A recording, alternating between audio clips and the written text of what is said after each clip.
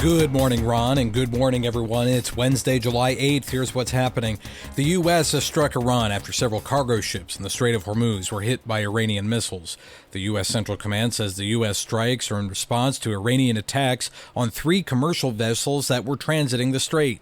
CENTCOM says Iran violated the ceasefire by hitting those vessels. CENTCOM is not saying where the strikes are happening, but there are reports of explosions in multiple Iranian cities on the coast of the strait.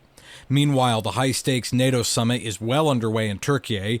News Nation's Margaret Chadbourne reports that President Trump is once again lashing out at the 77-year-old alliance. If it weren't held in Turkey, where my friend happens to be a very strong leader, it's possible that I wouldn't have attended. The 2-day summit is mostly dominated by discussions on the wars in Iran and Ukraine. With stepped-up Russian bombings, Ukraine's president requested more American-made Patriot missiles. Still, President Trump is pressing NATO allies to do more, after many declined to support his military action against Iran or help secure the Strait of Hormuz. The NATO summit resumes today with President Trump set to meet with his Ukraine and Syria counterparts.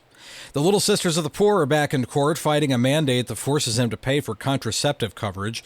At a federal appeals court yesterday, lawyers for the sisters argued that the law is about the federal government accommodating religion with its own mandate. The sisters have already won 2 Supreme Court cases, but Pennsylvania and New Jersey have continued to sue the sisters, arguing that a federal exemption to the mandate is arbitrary and capricious and went well beyond religious employers. The week-long evidentiary hearing in the Charlie Kirk murder case will resume today in Utah. On Tuesday, prosecutors showed the judge never-before-seen security footage from the Utah Valley University campus. They say shows Tyler Robinson before and after his alleged shooting of Kirk last September. One clip allegedly shows the shooter on the rooftop, the spot where he's accused of assassinating Kirk. The judge is set to decide if there's enough evidence against Robinson to proceed to trial. Kirk's widow, Erica Kirk, and his parents were once again in the courtroom. And some buildings in New York City have been evacuated as authorities respond to an unstable building in Midtown Manhattan.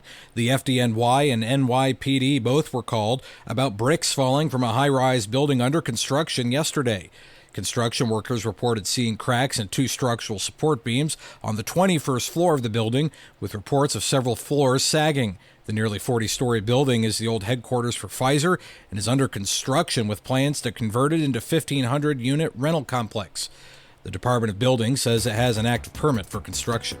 I'm Matthew Handley, and Ron Finn. That is the news this morning.